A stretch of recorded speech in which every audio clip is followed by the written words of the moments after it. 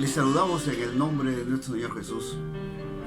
Tiempos de meditación acerca de esta semana que esperamos ya dentro de poco como un acontecimiento que sucumbió al mundo ante la llegada de nuestro Señor Jesús. Hoy quisiéramos compartir a través de la palabra de Dios quién es Jesús, como un inicio a lo que será su ministerio, de lo cual trataremos durante estas semanas antes de llegar a la Semana Santa que contempla la palabra de Dios. Uno de los pasajes que asienta la teología de la vida de Jesús es el evangelista Mateo. Mateo capítulo 1 es una base genealógica que asienta una verdad bíblica desde el Antiguo Testamento y que llega a cumplirse en el Nuevo Testamento. Mateo capítulo 1 habla de la genealogía, o sea, de Geneseos en la Biblia o en los Biblos, que viene del griego Génesis, el principio, el origen. Y ahí encontramos a Mateo marcando propiamente el linaje de nuestro Señor Jesús. El otro pasaje que vamos a ver en esta predicación es en el capítulo 3, donde habla acerca de el bautismo de Jesús y el inicio del ministerio de Jesús, para luego, más adelante, enlazar ya lo que sería la vida de Jesús en la Semana Santa. La Semana Santa es un acontecimiento que sucumbe en el mundo entero y que es una experiencia que tuvo el mundo ante la venida del Hijo de Dios, ante la venida de Jesús. Por lo tanto, es de vital importancia que todas las religiones han de contemplar quién era Jesús.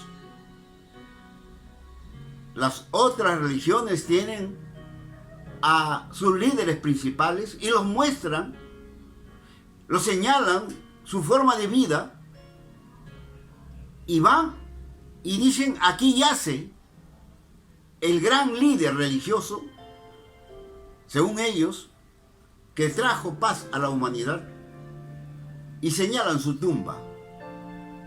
En cuanto a Jesús, no podemos señalar dónde yace o yacen los restos de Jesús, porque Él no quedó en la tierra, porque Él ascendió a los cielos y está vivo. Por lo tanto, la Biblia tiene como tema central a Jesús, tanto así que divide la historia. Y para una referencia mucho más clara, se dice antes de Cristo, señalando al Antiguo Testamento, y luego después de Cristo, tomando como referencia el Nuevo Testamento en la vida de nuestro Señor Jesús. Jesús es la encarnación de Dios mismo dándose a conocer a su criatura. Por eso, la iglesia cristiana en estos tiempos tiene que presentar a Jesucristo no solo como un ser milagroso, no solo como un personaje histórico, no solo como la religión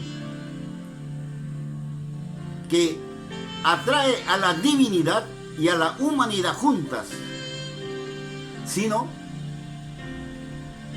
presentar a Jesucristo como el Salvador del mundo. Porque solo Él puede perdonar pecados, según la palabra de Dios. Y esto nos prepara para ir al cielo, para ir a habitar ese lugar que Él ha preparado. San Juan capítulo 14. Voy pues a preparar lugar para vosotros, para que donde yo estoy, vosotros también estéis. La Biblia lo narra en su historia del Antiguo Testamento como una figura importante que había de venir, el Mesías, que había de venir.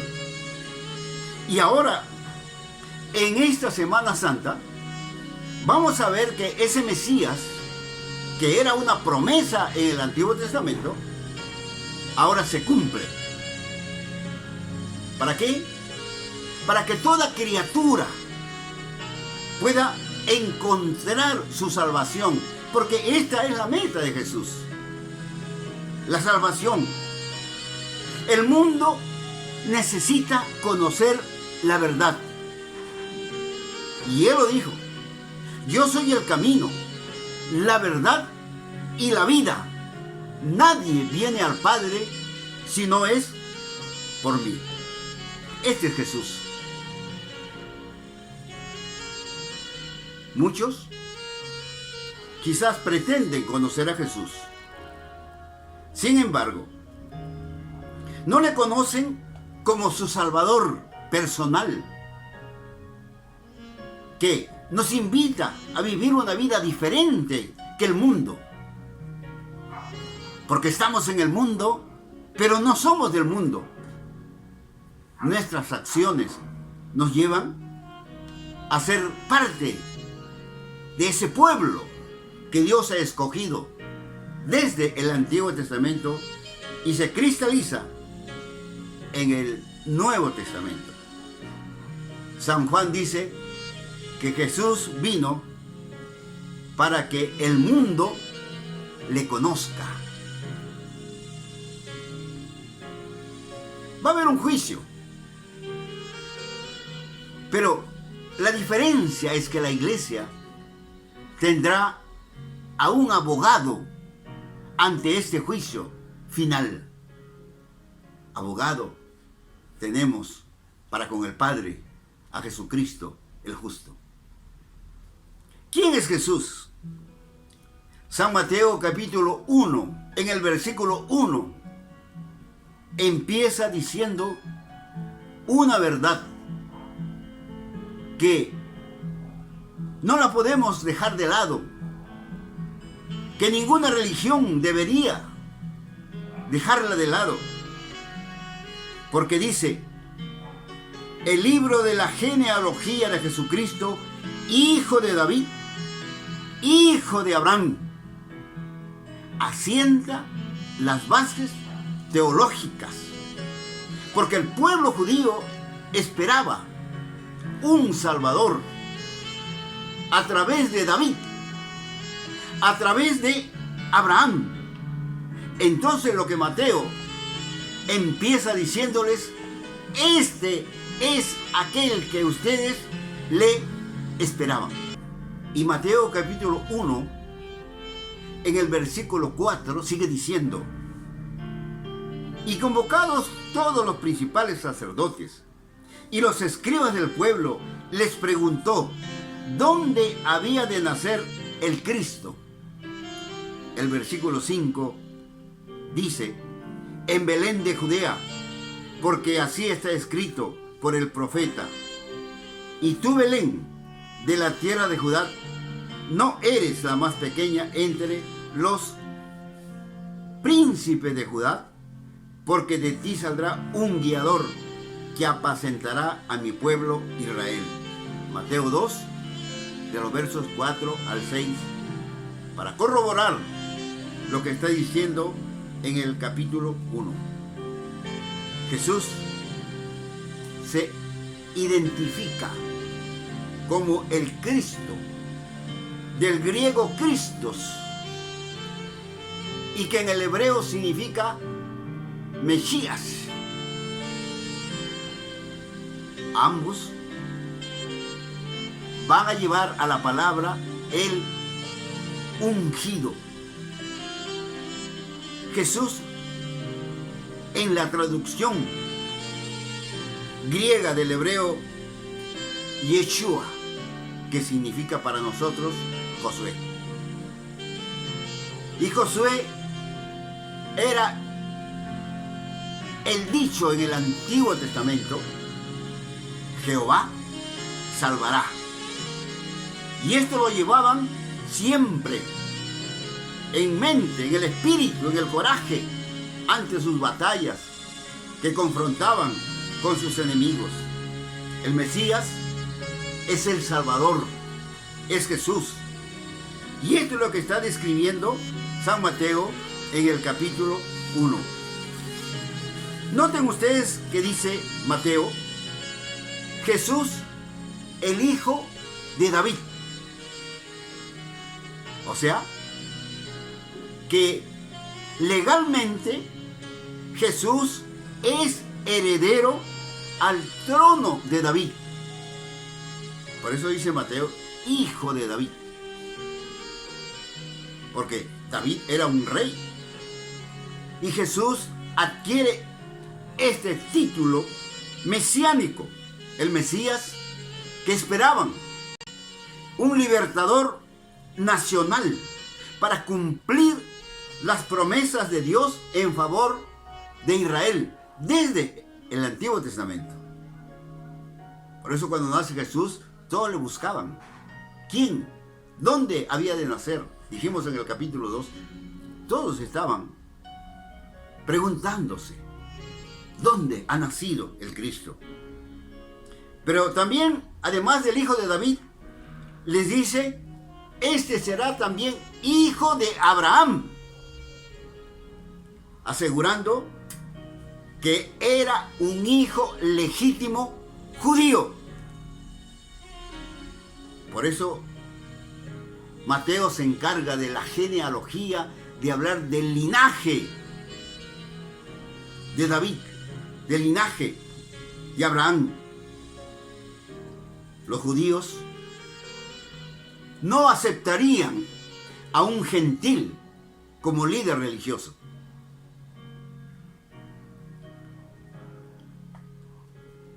En Génesis capítulo 2, en el versículo 4, hablando de genealogía, dice, estos son los orígenes de los cielos y de la tierra cuando fueron creados, el día que Jehová Dios hizo la tierra y los cielos.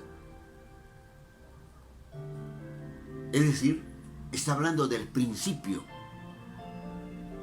Jesús está siendo descrito como aquel que estaba desde el principio. Capítulo 5, versículo 1 de Génesis.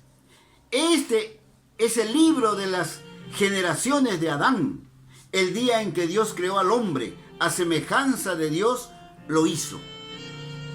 O sea, Mateo está tratando de describir la historia del origen. Narra desde Abraham. Ahora estamos en el capítulo 1 para leer algunos versículos.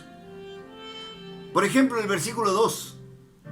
Abraham engendró a Isaac, Isaac a Jacob, y Jacob a Judá y a sus hermanos. Noten esa palabra engendró. Quiere decir que es sangre de su sangre, que viene trayendo un linaje. Luego, nos sorprende Mateo en el versículo 3, cuando dice, Judá engendró de Tamar a Fares. Comienza a mencionar mujeres, tanto gentiles como de Israel. Versículo 5. Salmón engendró de Rahab a Booz. Y vamos a ver que estas mujeres no eran precisamente ideales para formar parte del linaje, pero vamos a encontrar una razón por qué Mateo los anota aquí. Booz engendró de Ruth a Obed, y Obed a Isaí. Versículo 6. Isaí engendró al rey David, y el rey David engendró a Salomón, de la que fue mujer de Urías. ¿Y quién era realmente la mujer de Urías? Otra vez, vemos que son ejemplos no tan dignos maritalmente, pero Mateo lo está diciendo con un porqué. Y así podemos continuar hasta el versículo 15. Eliud engendró a Eleazar, Eleazar a Matán, Matán a Jacob. 16. Y Jacob engendró a José, marido de María, de la cual nació Jesús, llamado el Cristo. Es muy cuidadoso Mateo para hablar en el versículo 17. De manera que todas las generaciones desde Abraham hasta David son 14. Hasta la deportación a Babilonia. Y luego menciona otra vez el número 14. ¿Por qué? Y tendrá su razón. ¿Por qué Mateo está mencionando esto? Subrayamos. Abraham engendró a Isaac. Y estas mujeres que no eran de buena reputación y son mencionados en la Biblia, Rahab y Ruth, por ejemplo, eran gentiles. Tamar y la mujer de Urías eran israelitas. Esto nos demuestra la misión que tenía Jesús como Salvador, para no hacer diferencia. Pablo, cuando escribe a los romanos en el capítulo 1, sin hacer diferencia al judío ni al griego. O sea, Jesús usa la misericordia de Dios para derramarla a la humanidad, para que los pecadores se unan al reino de Dios. Dios no hace distinción de personas. Dios ama a su creación. Por eso, cuando hablamos de los evangelios, ¿qué significa evangelios? San Mateo, San Marcos, San Lucas, San Juan. Evangelio significa buenas nuevas, buenas noticias para toda la humanidad. Y esta es la misión que trae Jesús. Algunos refieren acerca de la Semana Santa, cuando Jesús estaba siendo juzgado, sentenciado, crucificado, y dicen, pero si Jesús era Dios, ¿por qué no destruyó a la humanidad en el entonces? No era su misión para destruir el mundo, sino para dar el mensaje de reconciliación del hombre con Dios. Una de las características de Jesús que podemos notar entre todas las demás religiones es que Jesús fue un ser humano, pero que también fue un ser divino. Y esta es la diferencia que encontramos en todas las religiones del mundo. Pueden haber buenas personas. No estamos aquí para juzgar.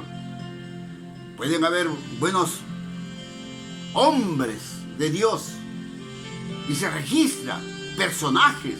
Se habla de grandes personajes que han escrito, que han hecho cosas. Mujeres que han hecho grandes cosas en la humanidad. Sí, pero son humanos. No son divinos. La diferencia es que Jesús, como el Hijo de Dios, tenía poder para perdonar pecados. Esta es la diferencia. Podemos ser buenas personas, caritativas, bondadosas, hacendosas. Sí, pero no podemos pasar más allá.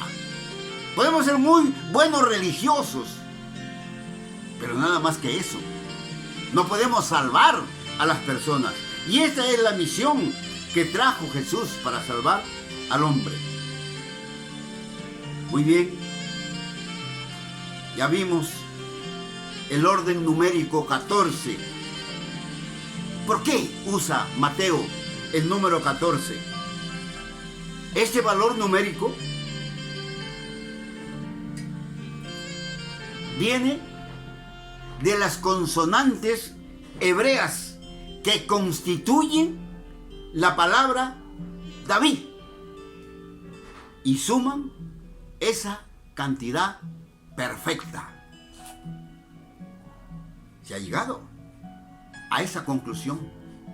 Por eso que Mateo escribe su evangelio para los judíos y para la gente gentil también, para que ellos puedan entender. Usa 3 períodos Mateo. Indica a los patriarcas y los jueces. Indica a los reyes. Y también habla a los gentiles. Y luego termina hasta Jesucristo. El Cristo. El Mesías. El que había de venir. Mateo capítulo 1. Luego, el Evangelio de Mateo va a seguir narrándonos acerca del nacimiento de Jesús, de su infancia, de la huida a Egipto, de su retorno a Nazaret. Ya vamos a Mateo capítulo 2. Hasta su aparición de Juan el Bautista, que lo describe en el capítulo 3 de su Evangelio, Mateo. Pero, ¿cómo viene Juan? Juan viene con un mensaje, como un heraldo, a proclamar. Con este mensaje desde el desierto de Judea. Y el mensaje era de arrepentimiento. Muchas personas pueden formar grupos religiosos, adquirir una denominación religiosa, ser caritativos, bondadosos, dadivosos, pueden formar un grupo religioso, pero si no tienen arrepentimiento ante nuestro Señor Jesucristo, están vacíos del amor de Dios, porque el arrepentimiento es precisamente una conversión, es un dar vuelta, es quitar la iniquidad. Como seres humanos estamos arrepentidos de haber pecado y ahora venimos a Jesucristo. Esta es la diferencia de las demás religiones. Y pueden seguir estatuas, y pueden seguir procesiones, y pueden seguir cosas religiosas, pero si no tienen el arrepentimiento, dice Juan, no pueden entrar al reino de los cielos. ¿Y de dónde traía Juan este hombre que había sido criado en el campo, allí descrito por Mateo capítulo 3. El mensaje lo traía de Isaías, capítulo 55, versículo 7.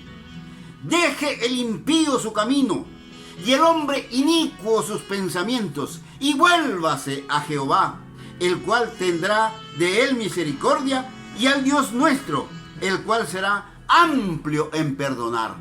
Todos tienen la oportunidad de venir a Jesús para pedir perdón por sus pecados, arrepentidos de corazón. Este es el propósito del inicio del ministerio de Jesús en esta Semana Santa. Podríamos decir que una Semana Santa sin arrepentimiento de pecados de la gente, religiosos, no religiosos, no hay Semana Santa. Luego, su mensaje de Juan sigue hablando fuerte. Jeremías 7, de los versos 3 al 7. Así ha dicho Jehová de los ejércitos, Dios de Israel: mejorad vuestros caminos y vuestras obras, y os haré morar en este lugar. No fiéis en palabras de mentira, diciendo: templo de Jehová, templo de Jehová, templo de Jehová es este. Pero si mejorareis cumplidamente vuestros caminos y vuestras obras, si con verdad hiciereis justicia entre el hombre y su prójimo, y no oprimiréis al extranjero, al huérfano, a la viuda, etc. Sigue diciendo Juan el Bautista. Es decir, cuando hablamos de venir a Dios a través de Jesucristo, tenemos que tomar el acto de arrepentimiento para ser parte de ese pueblo de Dios, para ser cristiano. Un cristiano que no, o una persona que no se ha arrepentido, no es un cristiano. Eso es lo que está diciendo Juan. Pero el mensaje de Juan no era contemporáneo solamente, era escatológico. Estaba hablando del fin de los tiempos, porque el reino de los cielos se acerca. Y esto está en el libro de los Hechos, capítulo 2, versículo 17. Y en los postreros días, dice Dios, derramaré de mi espíritu sobre toda carne, y vuestros hijos y vuestras hijas profetizarán, vuestros jóvenes verán visiones, y vuestros ancianos soñarán sueños. Lo está diciendo el apóstol Pablo en Hechos capítulo 2, versículo 17. Pero ¿por qué no escuchó el pueblo judío, gentil, romano de aquel entonces? ¿Por qué no oyeron el mensaje de Jesús? Endurecieron sus corazones. Por eso preguntábamos en el tema anterior, ¿qué significa la Semana Santa para usted? ¿Sufrieron las consecuencias?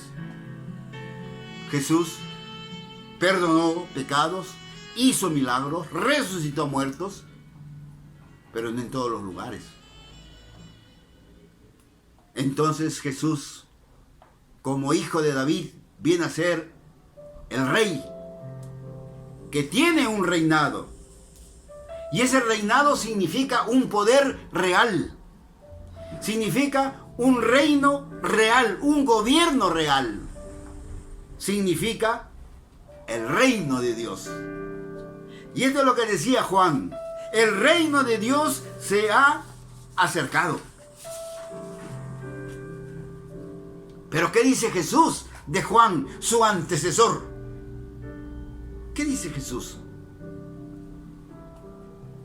Aquí voy a ir a Mateo 17, versículos 10 al 13.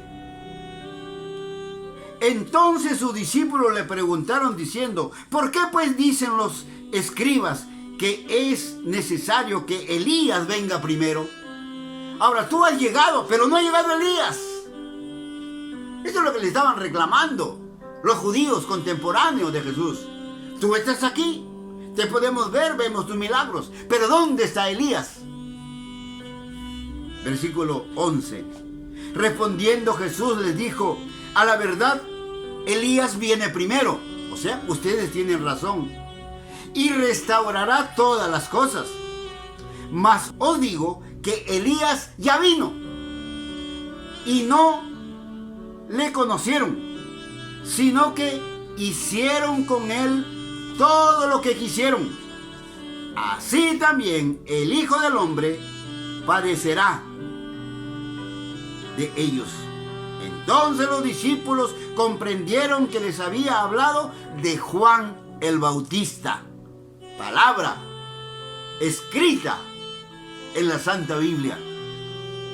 Juan toma el papel de Elías, según Jesús, y se cumple la profecía.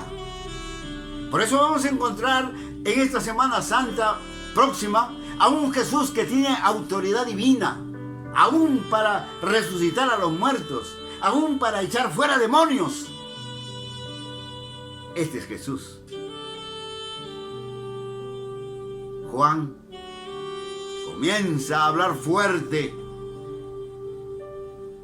Trae una tremenda conmoción en el tiempo pacífico de los judíos. Ellos esperaban al Mesías, sí. Pero ellos esperaban a un Mesías conquistador, como un rey David, con espada, con caballo, con gente, que viene a destruir a los enemigos de Jehová. Pero Jesús es el cumplimiento de la promesa. Y Juan lo dice. Este es aquel. Voy a San Mateo capítulo 3, de los versos 3 al 6. Pues este es aquel de quien habló el profeta Isaías cuando dijo: voz que clama en el desierto, preparad el camino del Señor, enderezad sus sendas.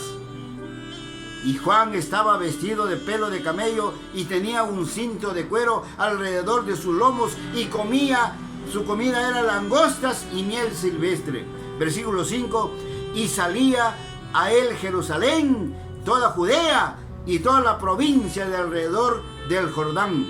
Versículo 6, y eran bautizados por él en el Jordán, confesando sus pecados. Otra vez, el mensaje de arrepentimiento. Por eso, el cristiano se caracteriza por tener frutos dignos de arrepentimiento de sus actos, y que no lo va a hacer más. Lo que le dijo Jesús a la mujer que merecía morir apedreada, viene ante Jesús y se arrodilla: mujer, ¿qué has hecho? Has cometido adulterio. Sus enemigos estaban listos para tirarle la piedra, y la mujer se arrepintió, dio frutos dignos de arrepentimiento. Y así podríamos seguir citando en San Mateo capítulo 3, de los versículos 10 en adelante, al ver él que muchos de los fariseos y de los saduceos venían a su bautismo, les decía: generación de víboras, ¿quién os enseñó a huir de la ira venidera? Haced pues frutos dignos de arrepentimiento. O sea, la religión no es que solamente yo quiero ser de esa religión. A mí no me gusta esa religión. Yo quiero ser de esta religión, este es más bonito. Ahí hacen cosas mejores. No, a mí no me gusta. Yo quiero de esa religión porque se visten bonitos, se visten así. No se trata de aspectos físicos, sino de aquel que está arrepentido, que viene a Dios para ser perdonado. Dice Juan, capítulo 3, versículo 10, y ya también el hacha está puesta a la raíz de los árboles. Por tanto, todo árbol que no da buen fruto es cortado y echado en el fuego. Y Jesús dice más tarde: por sus frutos los conoceréis. No por la religión en que estás. No, tu religión puede ser bonita, buena, mejor, capaz, todo lo que quieras. puedes tener el mejor templo, puedes tener las mejores cosas, pero si la iglesia no está arrepentida delante de Dios, dando frutos de arrepentimiento, es necesario que lo haga. Este es el mensaje de Jesús. Y aquí queremos ir terminando, porque luego Jesús va a venir en medio de ese aglomeramiento que estaban frente a Juan el Bautista. Jesús viene y Juan capítulo 1 versículo 29 reza: He aquí el Cordero de Dios que quita el pecado del mundo. Y no es un acto repetitivo, simbólico, o hay que repetirlo 2 o 3 veces, o cada momento, o cada hora, 3 horas, o cada instante en un rito religioso. No, hay que reconocerlo, hay que aceptarlo, hay que vivirlo. Hay que decir: Señor, tú eres el Cordero de Dios que me has quitado mi pecado. Yo soy libre, soy feliz, te sirvo, te adoro. Y lo vas diciendo primero a tu familia, luego a tus amistades, luego a las personas que aman. De este Jesús, que es el Cordero de Dios que quita el pecado del mundo, se va a tratar la Semana Santa. San Mateo 3, del 13 al 17. Ahí quedamos.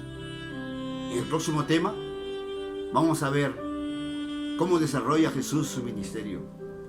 ¿Es aceptado? ¿Rechazado? ¿Por qué? Porque ya habían otros religiosos. Estaba el Sanedrín. Había sacerdotes. Y Jesús venía en medio de ese tumulto religioso. Jesús venía con otra posesión. Ama a tu prójimo como a ti mismo. Les recordaba. No son palabras nuevas de Jesús, sino que él estaba recordando a la palabra de Dios. Que Dios te bendiga. Y esperamos escucharnos y vernos a través de esta forma de comunicación, y que tú puedas compartir este mensaje. Ponlo ahí con tu grupo. Abre la palabra de Dios, abre la Biblia. Léela, compártela, pero sobre todo, vívela. Porque Jesús dijo: erráis ignorando las Escrituras. Cuando el diablo vino a tentarlo, le dijo a Satanás: te olvidas, escrito está. Si alguien te va a proponer una religión, entonces tú pregúntale: ¿dónde está escrito? Que Dios te bendiga. En el nombre de Jesús, nos vemos en el próximo programa. Amén.